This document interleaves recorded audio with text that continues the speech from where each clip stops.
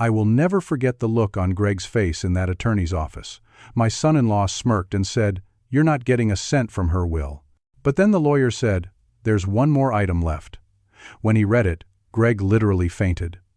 My beautiful daughter Sarah had been gone for just 3 weeks. Her death from leukemia had already shattered my world, but nothing prepared me for the betrayal that followed. Greg immediately tried to claim everything she owned, as if I never existed. Little did either of us know that Sarah had planned for everything. Sarah was my only child, my world. After my wife Mary died from cancer 15 years ago, it was just the two of us. Sarah grew into an incredible woman, brilliant, compassionate, and successful. She became an architect, designing buildings that combined beauty with functionality, just like she approached life. Every Sunday, without fail, we had dinner together. Even during her busiest periods, Sarah made time for me. She would arrive with groceries and stories from her week, filling my quiet house with laughter and warmth. We would cook together. A tradition started when she was just tall enough to reach the counter on a step stool. "Dad, you need to get out more," she would often say, nudging me to join the senior center activities or the walking group at the park. "I'm perfectly happy with my books and my garden," I would reply, though I knew she worried about my isolation. The truth was, after Mary died, a large part of me went with her. Sarah was my connection to the world, my reason to keep going. 5 years ago, Sarah met Greg at a charity fundraiser for children's cancer research. She called me that very night, unusually excited. "Dad, I met someone tonight. He's different from anyone I've dated before," she said, her voice breathless in a way I hadn't heard since she was a teenager. Greg was certainly impressive on paper, Prodard, a financial advisor with a corner office, handsome in that polished way that comes from expensive haircuts and tailored suits. When Sarah brought him to Sunday dinner the following week, I tried to be welcoming. "So, Mr. Campbell, Sarah tells me you're retired from teaching," Greg said, using his fork to push aside the vegetables on his plate. "Please call me Doug," I insisted. "Yes, 40 years teaching high school American history. Must be nice to collect that pension now," Greg commented with a smile that didn't quite reach his eyes. Throughout dinner, I noticed how Greg subtly directed the conversation, often speaking over Sarah or dismissing her ideas with a laugh and a, "Oh, that's not how it works, honey." Each time, Sarah's smile would falter slightly before returning, a little dimmer than before. When Sarah went to the kitchen for dessert, Greg leaned toward me. "Sarah's got real potential. With my connections, I can help her firm secure bigger clients. She's been thinking too small." Something in his tone made me uncomfortable. Sarah loved her boutique architectural firm that focused on sustainable community projects. It was her passion, not just a stepping stone. Despite my reservations, their relationship progressed rapidly. Within 6 months, Greg had proposed with a diamond ring so large it looked uncomfortable on Sarah's slender hand. The wedding was larger and more lavish than I thought Sarah would want, with Greg's business associates comprising most of the guest list. I tried to be supportive, maintaining our Sunday dinners, even as Greg increasingly made excuses to miss them. Sarah would arrive alone, sometimes with shadows under her eyes that makeup couldn't quite conceal. "Is everything okay, sweetheart?" I asked one Sunday, about 2 years into their marriage. "Marriage is adjustment, Dad," she replied, stirring her coffee absently. "Greg works hard. He's under a lot of pressure with his clients." Over time, Sarah shared occasional struggles, disagreements about finances despite their comfortable income, Greg's dismissiveness of her work, his insistence that they postpone having children because the timing wasn't right. But she remained committed to her marriage, determined to make it work. 6 months ago, our world collapsed when Sarah was diagnosed with an aggressive form of leukemia. She called me from the hospital, her voice frighteningly calm. "Dad, I need you to come to Memorial Hospital. Don't worry, but the doctors need to run some tests." Those tests turned into a diagnosis that stole the air from my lungs. Sarah, just 36 years old, fighting for her life. One evening, during a rare moment when Greg had stepped out to take a call and the nurses were changing shifts, Sarah gripped my hand with surprising strength. "I've made arrangements for you, Dad," she whispered, her eyes intense despite the medications. "No matter what happens, you'll be taken care of." When I asked what she meant, she tried to continue but was too weak. She fell asleep with my hand still in hers and never returned to the subject. At the time, I thought it was just the medication talking, or perhaps a daughter's natural concern for her father. I had no idea those words would come to have such profound significance. Sarah's health declined rapidly despite the aggressive treatment protocol. Her doctors tried everything: chemotherapy, experimental drugs, even discussing bone marrow transplants, but the cancer was unusually resistant. I took leave from my part-time job at the local library where I had been working since retirement to have some social interaction. Now my days and often nights were spent at the hospital. I brought Sarah's favorite books, reading to her when she was too tired to hold them herself. I smuggled in her preferred coffee from the shop across from her office when she had good days. On bad days, I simply held her hand, telling her stories about her mother, about her childhood, about anything that might bring a smile to her increasingly gaunt face. Greg was present during the first few weeks, arriving in the evenings after work, his phone constantly buzzing with emails and messages. He would step out frequently for calls, returning with forced cheerfulness that rang hollow in the sterile hospital room. "Great news, babe," he announced one evening, typing on his phone as he spoke. "Jackson agreed to move that meeting so I can be here for your treatment on Thursday." Sarah smiled weakly. "That's the third reschedule. Maybe Jennifer should handle it instead." Greg's expression tightened. "Jennifer can't close this deal. We need this client, Sarah. Medical bills don't pay themselves." I stepped in before Sarah could respond. "Insurance is covering most of it, and Sarah needs you here, Greg. Deals will come and go." He gave me a look that might have withered a less concerned father. "With all due respect, Doug, you don't understand the financial pressures here." As weeks passed, Greg's visits became shorter and less frequent. He claimed work stress, important meetings, business trips that couldn't be rescheduled.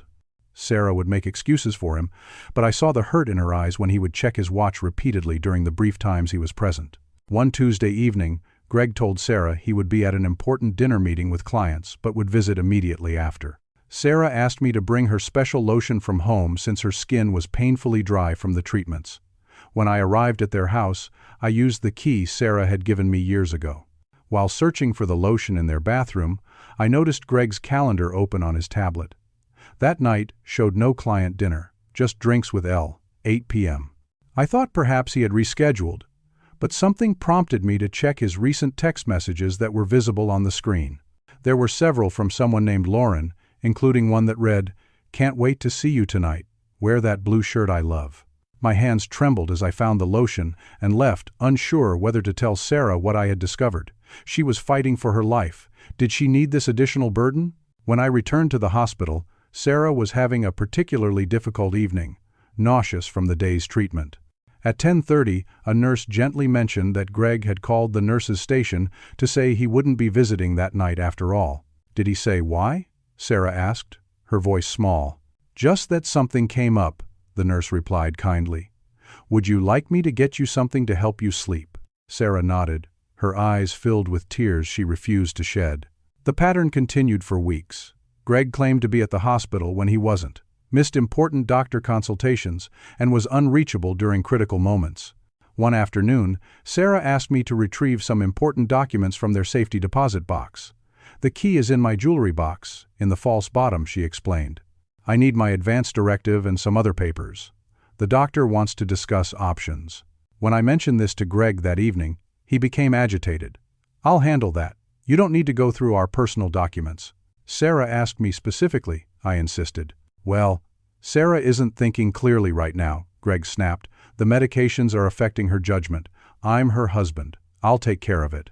The next day, when I arrived at the hospital, Sarah's primary nurse, Janice, pulled me aside. "Mr. Campbell, I don't mean to overstep, but I'm concerned. Your son-in-law came in very early this morning while Sarah was sleeping and removed some papers from her personal belongings. When we asked what he was doing, he became defensive. We're required to document these things." My stomach tightened. "What kind of papers?" "I believe they were medical and financial documents." Sarah became quite upset when she discovered they were gone. I thanked Janice and went to Sarah's room. She was sitting up slightly, looking out the window. "Dad," she said without turning, "I think Greg is hiding something from me. From us." Before I could respond, her condition suddenly deteriorated. Her breathing became labored and machines started alarming. Medical staff rushed in, and I was ushered to the waiting room, frantically calling Greg. He didn't answer. I left message after message, growing increasingly desperate. By evening, the doctors had stabilized Sarah, but they were not optimistic. "The cancer has spread to her lungs," the oncologist explained gently. "We're making her comfortable, but you should prepare yourself. And you might want to make sure anyone who needs to say goodbye has the opportunity." I called Greg again, this time leaving a message, making it clear how dire the situation was. Still, he didn't arrive until the following morning, long after Sarah had peacefully slipped away in the early hours, my hand holding hers. When Greg finally walked in, his eyes were bloodshot but dry. He embraced me stiffly, smelling faintly of alcohol and unfamiliar perfume. As I helped him remove his coat, an envelope fell from the pocket. Inside were receipts for jewelry, an expensive bracelet and earrings from a high-end store purchased just the previous afternoon while Sarah was fighting for her last breaths. They were clearly not meant for Sarah, who by then could barely lift her head from the pillow. The date and time on the receipt coincided exactly with my desperate calls to him. Looking at those receipts, something hardened inside me. My grief transformed, splitting into something new and unfamiliar, a cold, clear anger that would sustain me through what was to come. The days following Sarah's death passed in a blur of pain and administrative tasks. Greg took control of the funeral arrangements with an efficiency that seemed almost practiced. When I suggested we hold the service at the small chapel where Sarah and her mother had often volunteered, Greg dismissed the idea. "We need somewhere more appropriate to Sarah's status," he declared, booking instead an expensive funeral home that felt impersonal and cold. I provided the funeral director with photos of Sarah throughout her life. Sarah, as a gap-toothed first grader, proudly holding a science award, as a teenager at the lake house we visited every summer, graduating from architecture school with honors. Greg vetoed most of them for the memorial display. "We should focus on Sarah as the successful professional she became," he insisted, selecting only recent photos where Sarah looked the part of a financial advisor's wife, polished, sophisticated, and strangely unrecognizable to me. When I tried to include Sarah's favorite poem in the service, Greg interrupted. "The program is already finalized. There's no room for additions." The funeral itself was well attended but felt like a networking event for Greg's colleagues rather than a celebration of Sarah's life. Several speakers referred to her primarily as Greg's wife, rather than the accomplished architect and compassionate person she was. After the service, I approached Greg about retrieving some of Sarah's personal items, particularly the jewelry that had belonged to her mother and family photographs I knew she treasured.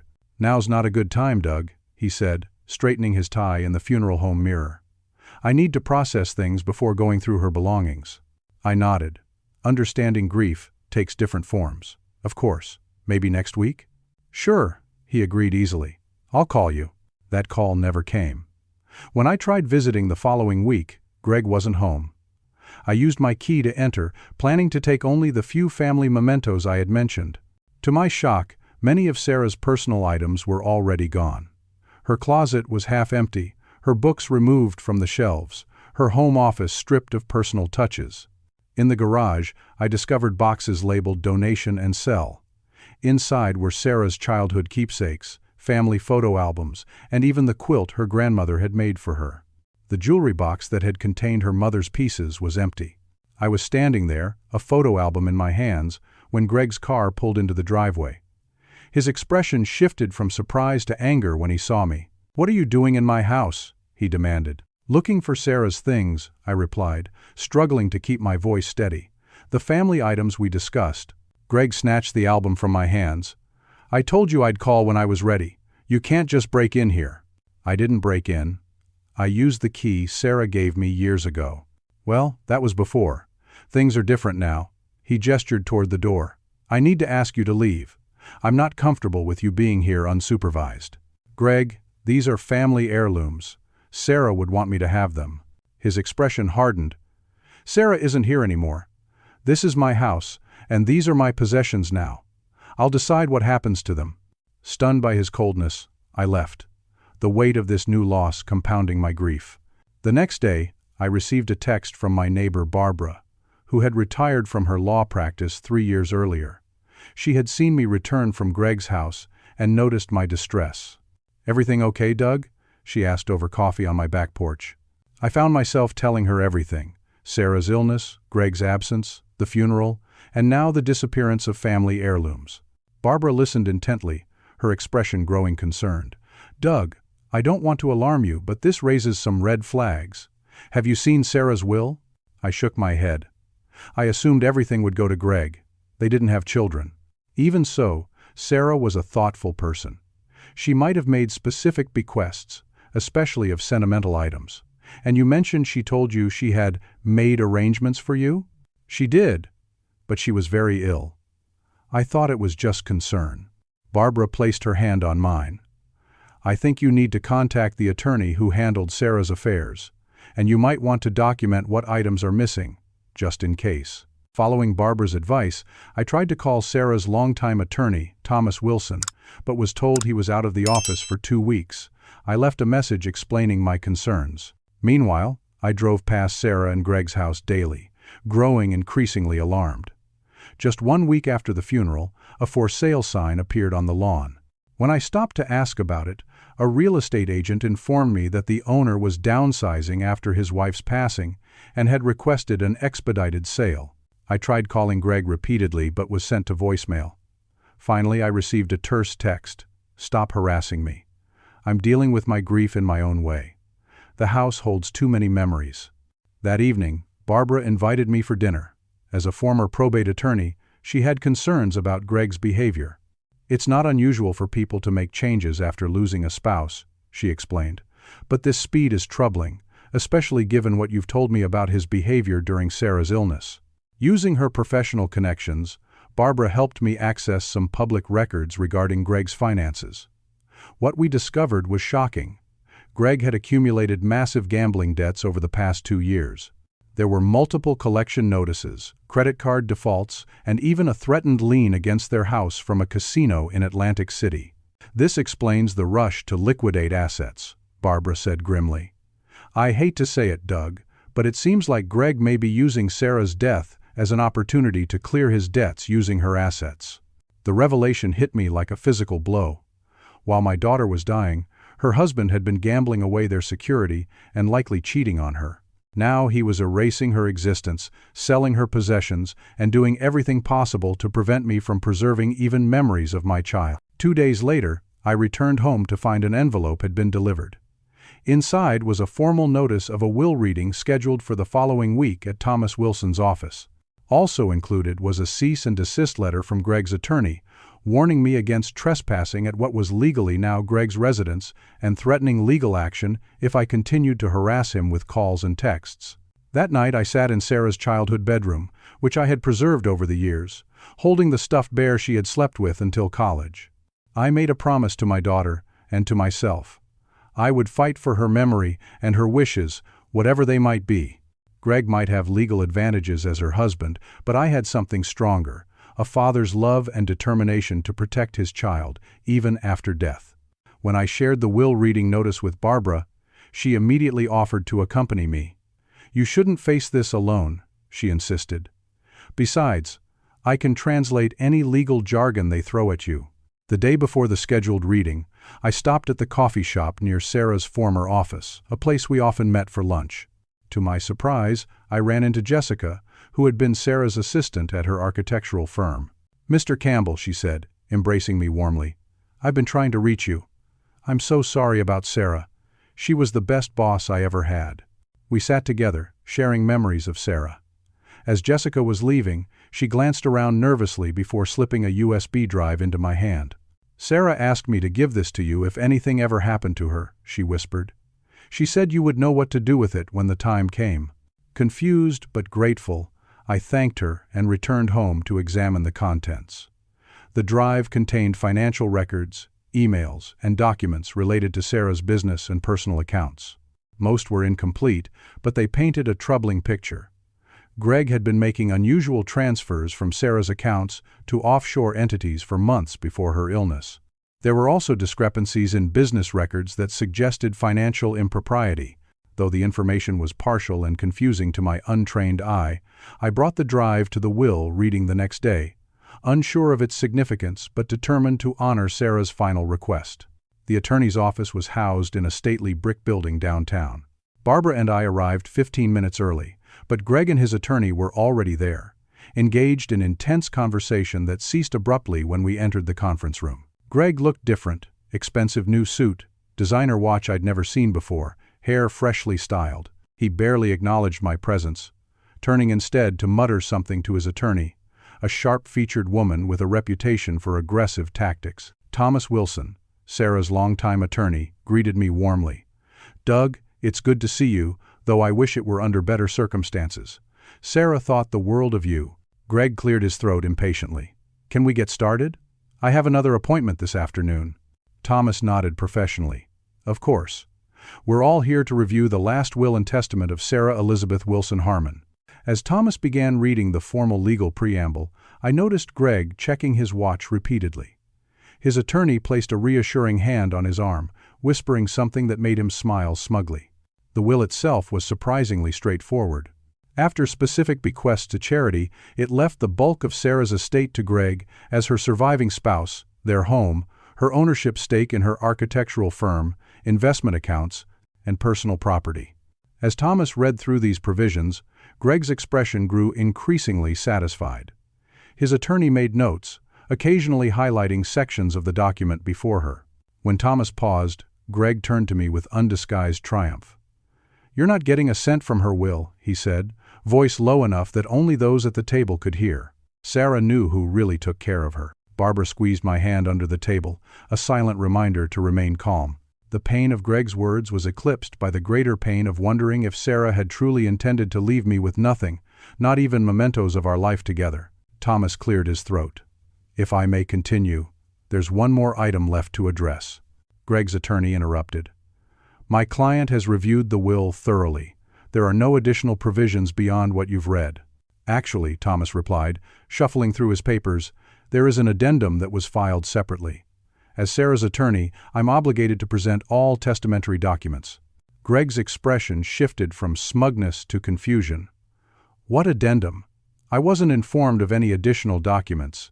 "It was executed 3 months ago," Thomas explained, retrieving a sealed envelope from his briefcase. "Sarah came to me privately while you were on your business trip to Chicago." Greg paled slightly. "She was already sick then. Her judgment was compromised by medication."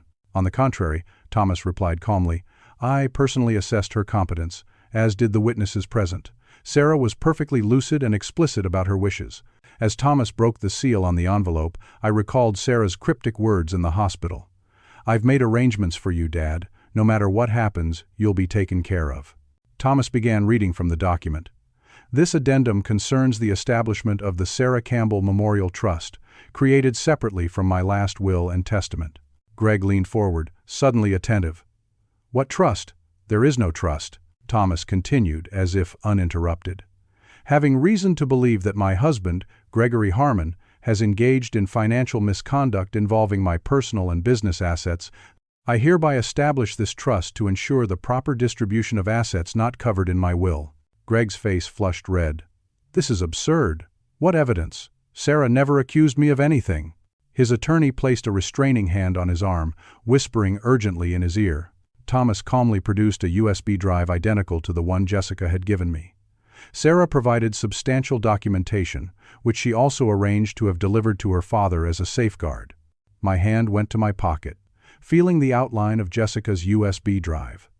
Sarah had created a backup plan, ensuring the information would reach me even if something happened to the copy she gave her attorney. 3 months before her death, Thomas continued, Sarah hired a private investigator who documented numerous concerning activities. He slid several photographs across the table. Greg entering casinos. Greg with a woman who was definitely not Sarah at expensive restaurants. Greg meeting with individuals Thomas identified as known for facilitating questionable financial transactions. The investigator also uncovered evidence of substantial gambling debts and an ongoing extramarital relationship with Lauren Reynolds, a junior associate at Greg's firm. Greg stood abruptly, his chair scraping loudly against the floor. "This is character assassination. My wife was paranoid from her medications. None of this would stand up in court." "Perhaps not on its own," Thomas agreed. "But Sarah also provided video testimony." He turned a laptop toward us and pressed play.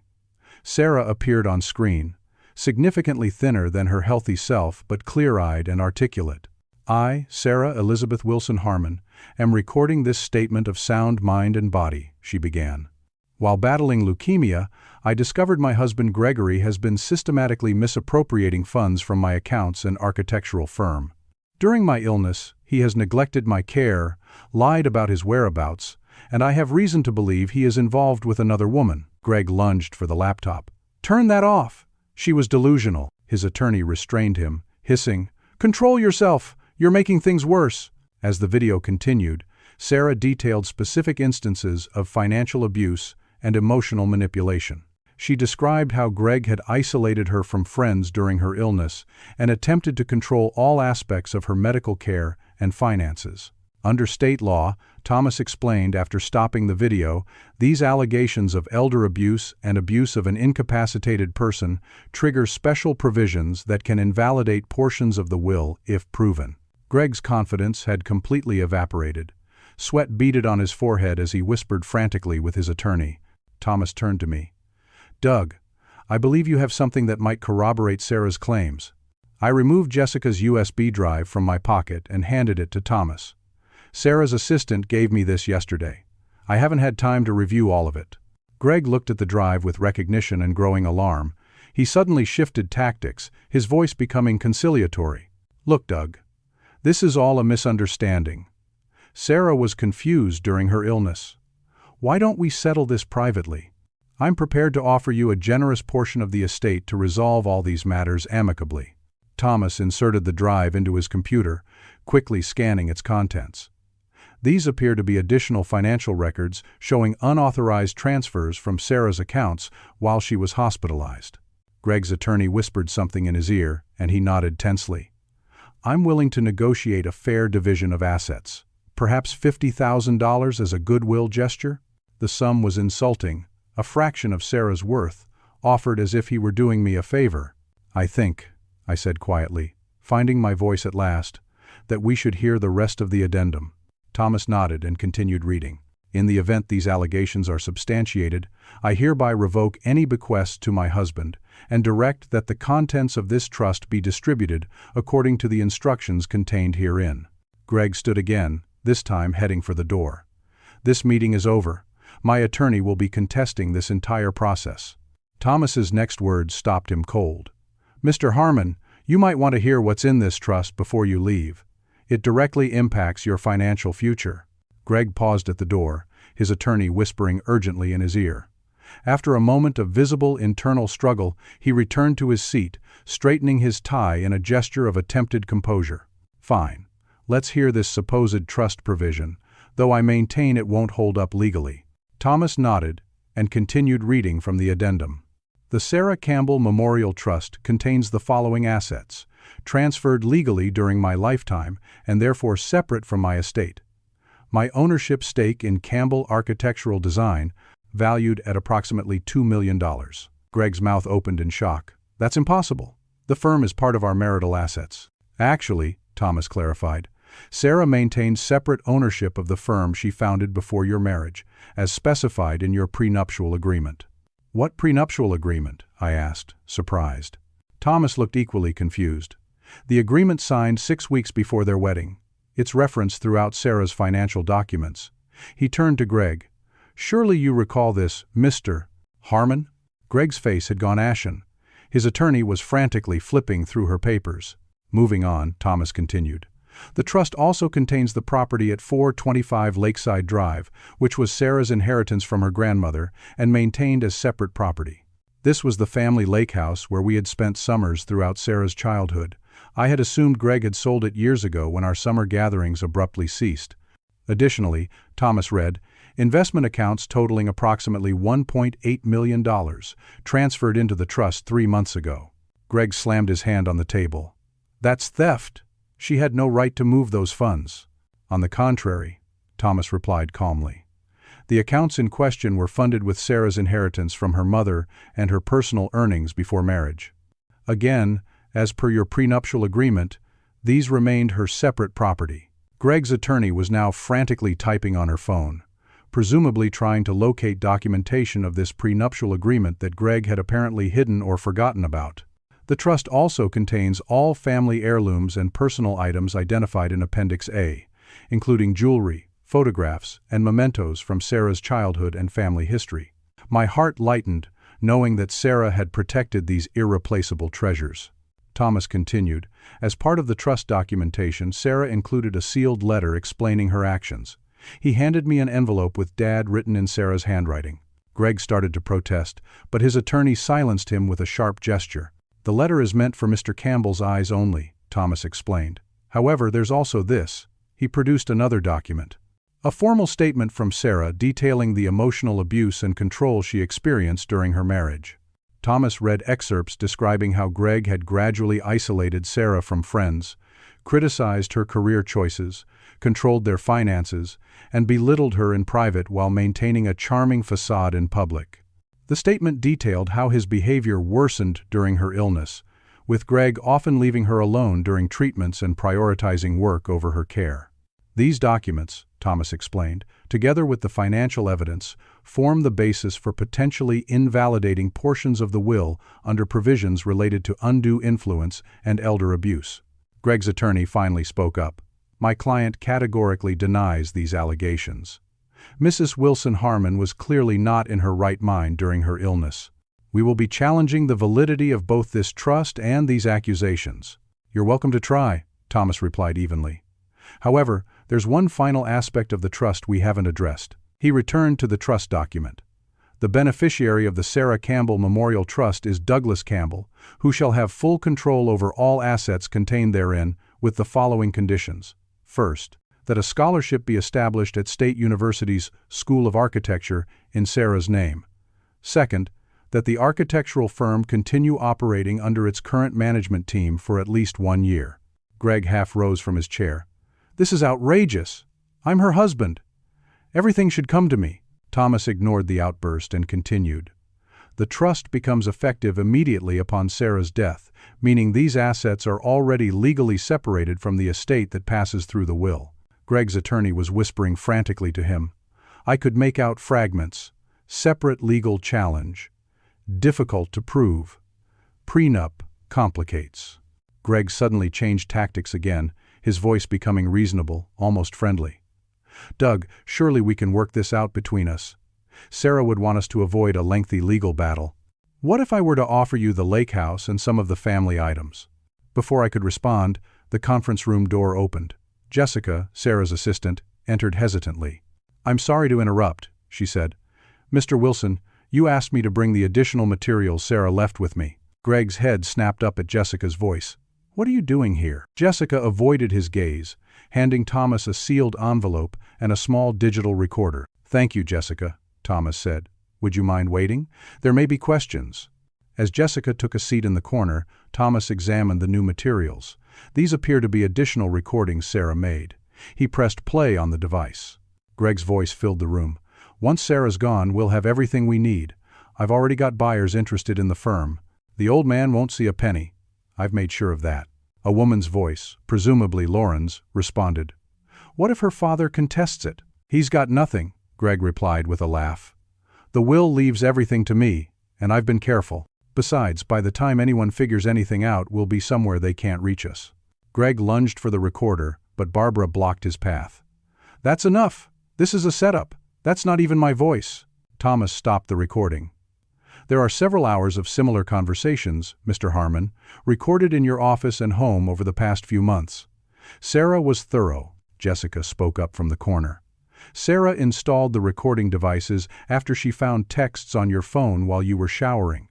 She suspected you were planning something even before her diagnosis.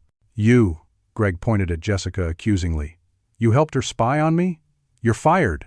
Actually, Thomas interjected, as the firm is now part of the trust under Doug's control, you have no authority to terminate anyone. Greg's face contorted with rage. Then suddenly, he swayed on his feet. I can't. His eyes rolled back, and he collapsed to the floor. His attorney knelt beside him. He's fainted. Someone call an ambulance. As Thomas dialed emergency services, I sat stunned, Sarah's letter clutched in my hand. My daughter, even while fighting for her life, had been fighting for justice too. She had protected not only me, but her legacy and the truth of her life. In that moment of chaos, with Greg unconscious on the floor and his attorney frantically fanning him, I felt Sarah's presence more strongly than at any time since her death. Not in grief, but in the fierce intelligence and determination that had always defined her. She had prepared for every contingency, anticipated every move Greg might make, and ensured that the truth would prevail. The paramedics arrived quickly, reviving Greg with smelling salts. As they helped him to a chair, his eyes met mine, no longer smug or threatening, but filled with the dawning realization that he had lost.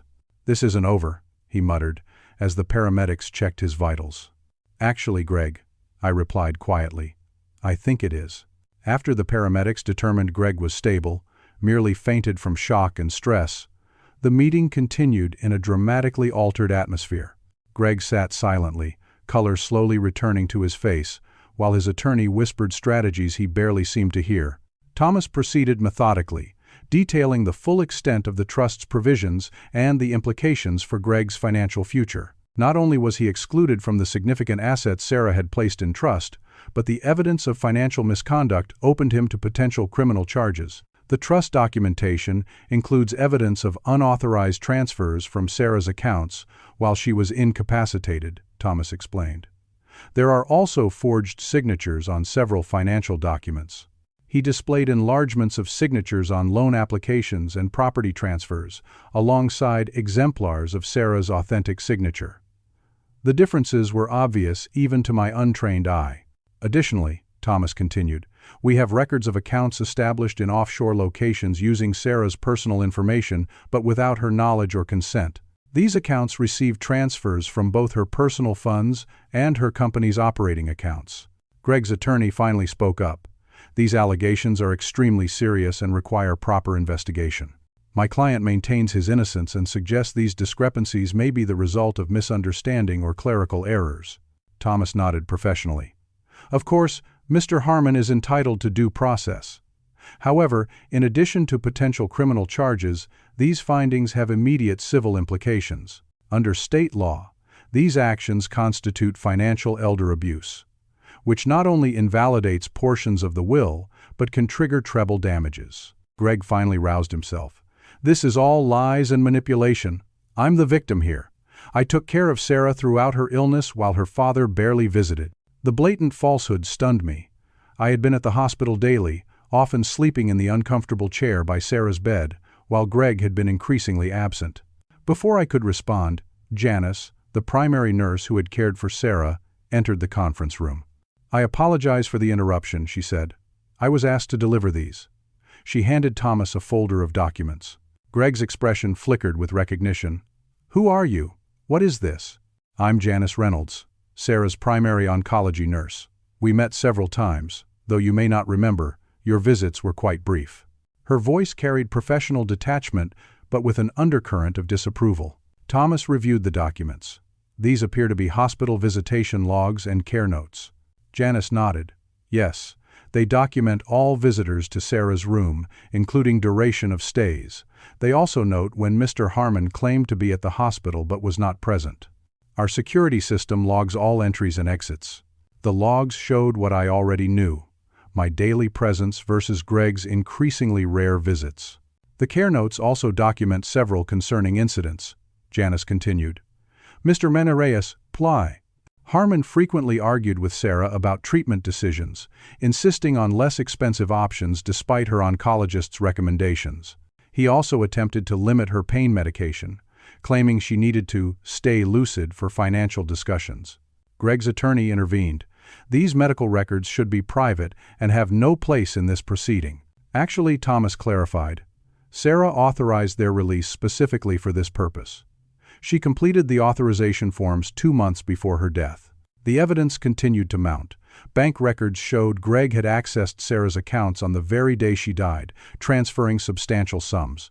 Credit card statements revealed purchases of luxury goods and expensive dinners with Lauren while Sarah was in hospice care.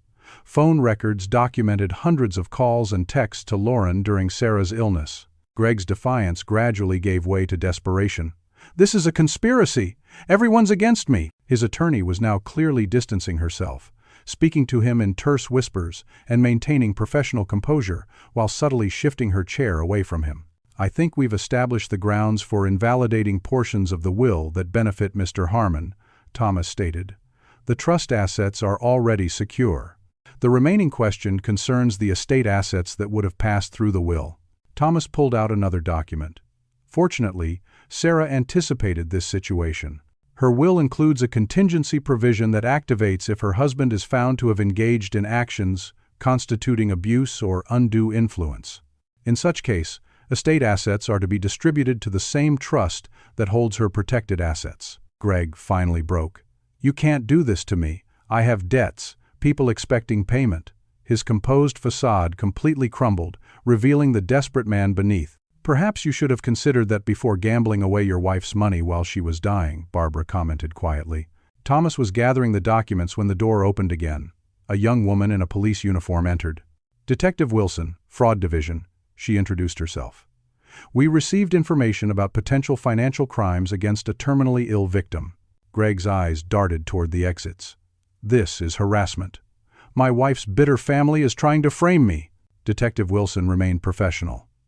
"Sir, we're simply investigating allegations of financial elder abuse and fraud. Based on the evidence forwarded to our department, we have some questions for you." Greg's attorney quickly intervened. "My client will cooperate fully, but we request time to review the allegations." The detective nodded. "That's fine. However, we've already obtained a temporary order freezing certain accounts linked to Mr. Harmon based on suspicious transfer patterns." Greg's face lost what little color had returned. "You froze my accounts? How am I supposed to live?" "The freeze only applies to accounts with direct links to funds allegedly misappropriated from Sarah Wilson Harmon," the detective clarified. "Your legitimate personal accounts remain accessible." From Greg's expression, it was clear those legitimate accounts held little or nothing. As the detective continued explaining the investigation process, Jessica approached me quietly. "Mr. Campbell, there's something else you should know," she whispered. In the weeks before she died, Sarah was working on a special project, designs for expanding the community center where she volunteered. She wanted it to be her legacy. All the plans are at the office, waiting for someone to champion them. Through my grief and the shock of the day's revelations, I felt a spark of purpose. Sarah had not only protected me financially, but had left a meaningful way to continue her vision. The meeting finally concluded with Thomas summarizing next steps. The trust would be administered according to Sarah's wishes. The challenge to the will would proceed with strong evidence against Greg's claims, and the criminal investigation would continue independently. As everyone prepared to leave, Greg approached me one last time, his desperation palpable. "Doug, please. We can still work something out. I know things look bad, but Sarah would want us to find a compromise." I studied the man my daughter had married, handsome, articulate, and utterly hollow. For years he had hidden his true nature behind charm and manipulation. Even now, facing ruin, he was trying to manipulate me. "Sarah already worked everything out," I replied quietly. "She saw through you in the end, Greg. She made sure justice would be served." As Greg was escorted out by the detective for further questioning, I remained in the conference room with Barbara and Thomas, Sarah's letter still unopened in my hand. "Would you like some privacy to read that?" Barbara asked gently. I nodded, suddenly afraid of what Sarah's final words to me might contain. As they stepped out, I carefully opened the envelope with trembling hands. "Dear Dad," Sarah had written in her distinctive flowing script. "If you're reading this, then everything I feared has happened, but also everything I hoped for. The truth has come to light. I'm so sorry for the pain you must be feeling, both from losing me and from discovering the truth about Greg. I should have listened to your concerns years ago. I realized too late who Greg really was. The illness that took my life also gave me clarity. As my body weakened, my vision sharpened. I saw how he'd isolated me, controlled our finances, and chipped away at my confidence. When I discovered his affair and gambling, I knew I had to protect you and everything I've worked for. Please don't blame yourself for not seeing it sooner. Greg fooled everyone, including me. What matters is that you raised me to be strong and resourceful, even in my darkest hours. The trust contains everything I want preserved, my firm, our family memories, and financial security for you. But my most valuable legacy is the love you gave me throughout my life. That's something Greg could never touch or understand. I'm asking you to do one more thing, Dad. Live fully. Continue your walks in the park. Join that book club Mary always wanted you to try. Use the lake house and fill it with laughter again. Most importantly, help my firm continue my work on the community center expansion. The plans are in my office. It was to be my gift to the neighborhood that welcomed me as a young architect. Now it can be our shared legacy. I love you always, Sarah.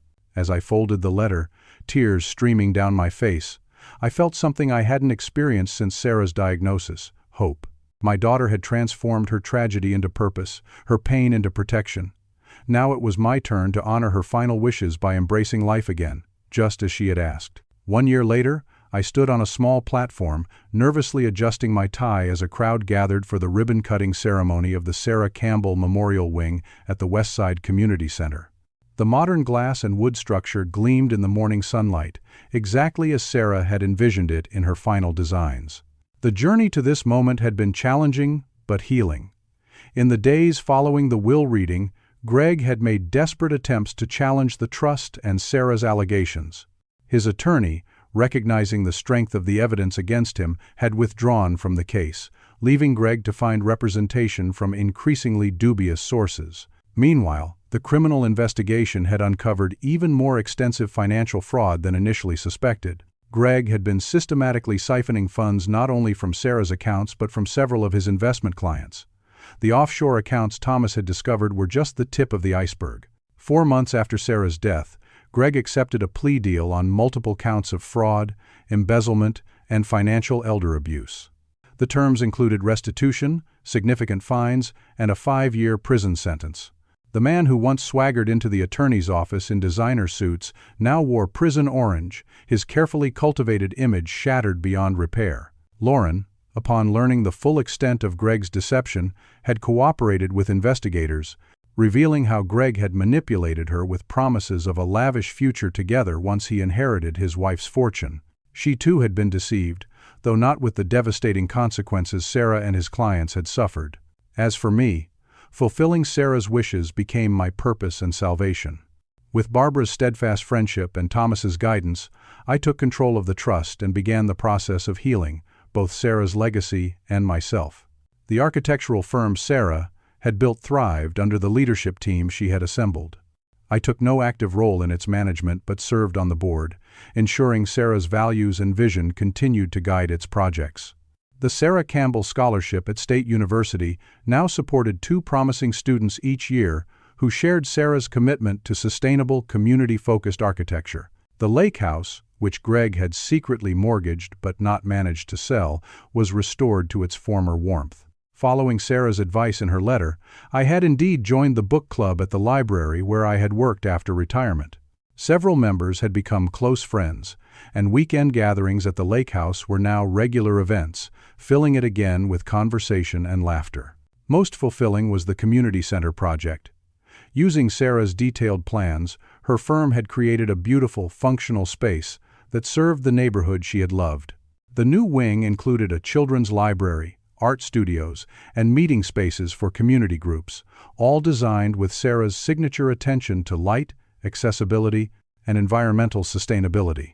As the mayor approached the microphone to begin the ceremony, I spotted Janice, the nurse who had cared for Sarah and helped expose Greg's lies, in the audience.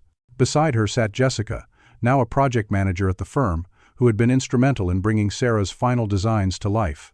Barbara stood in the front row, her unwavering support having carried me through countless difficult days. Today we celebrate not just a building, the mayor announced, but a vision and a legacy. The Sarah Campbell Memorial Wing represents the best of our community: beauty, functionality, and service to others. After several speeches, it was my turn to address the gathering. As I stepped to the microphone, I felt a familiar tightness in my throat. My daughter Sarah believed that architecture wasn't just about buildings, but about creating spaces where life happens, where communities gather, where children learn, where memories are made, I began. This center embodies everything she valued. It's beautiful but not extravagant, functional but not merely utilitarian. Most importantly, it serves people of all ages and backgrounds. I paused, gathering myself. A wise person once told me that a building should tell a story. This building tells Sarah's story, one of creativity, generosity, and resilience.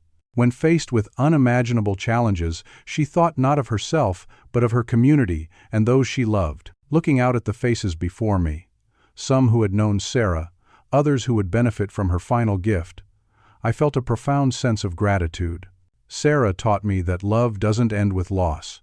It transforms into action, into purpose, into legacy. This center is part of that legacy, but so is every person whose life she touched, including mine. After cutting the ribbon, I walked through the new wing, stopping to admire how perfectly the spaces had been realized from Sarah's designs. In the central atrium, a plaque displayed her architect's sketch beside a photo of Sarah and me from her college graduation. Beneath it, her favorite quote, "Design creates culture.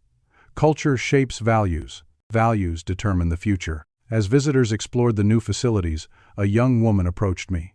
She was in her mid-20s, with the focused intensity I recognized from Sarah's early career. "Mr. Campbell? I'm Allison Parks, one of the Sarah Campbell Scholars at State. I just wanted to thank you personally for the opportunity. Your daughter's work inspired me to pursue sustainable community architecture." "Sarah would be pleased to know that," I replied, warmed by the connection. She believed in nurturing new talent. "I was wondering," Allison hesitated. "The firm is planning a project for affordable senior housing, and I'm interning there this summer. Would you be willing to share your insights about what makes a space truly feel like home for older adults? Your perspective would be invaluable." In that moment, I saw the ripple effect of Sarah's life continuing outward, through her designs, through the young architects she inspired, through the communities served by her vision. The pain of losing her would never completely disappear, but it now coexisted with pride, purpose, and even joy. "I'd be happy to," I told Allison. "In fact, why don't you join us at the lake house this weekend?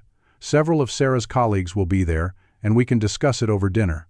Later, as the crowd thinned and the afternoon sun cast long shadows through the center's carefully placed windows, I sat alone in a quiet corner of the reading room.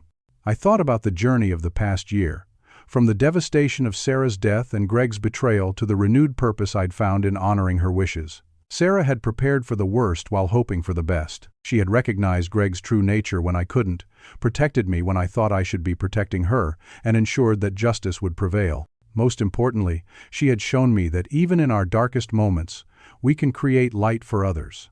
As I prepared to leave, Barbara joined me, linking her arm through mine as we had grown accustomed to doing over the past year. "Sarah would be proud," she said, surveying the busy community center. "Of the building, yes, but mostly of you, Doug. You've turned grief into purpose, exactly as she hoped you would." "I had good examples," I replied, thinking of Sarah's courage during her illness and Mary's before her. "And good friends." I squeezed Barbara's hand gratefully. Outside, the spring air was filled with possibility. The grief would always be part of me, but it no longer defined me. Instead, I carried Sarah's final gift, the understanding that love transcends loss, that justice eventually finds its way to the surface, and that our legacies live on not just in buildings or bank accounts, but in the lives we touch and the values we uphold. As Sarah had written in her final letter to me, "The truest inheritance isn't what we leave behind, but how we teach others to live." Have you ever had to stand up for what's right when someone tried to take advantage of you or someone you love? How did you find the strength to fight for justice? Please share your experiences in the comments below. Your story might inspire others facing similar challenges. And if this story touched you, please like, subscribe, and share it with someone who might need to hear that justice is worth fighting for. Thank you for listening, and may you always find the strength to protect what matters most in your life.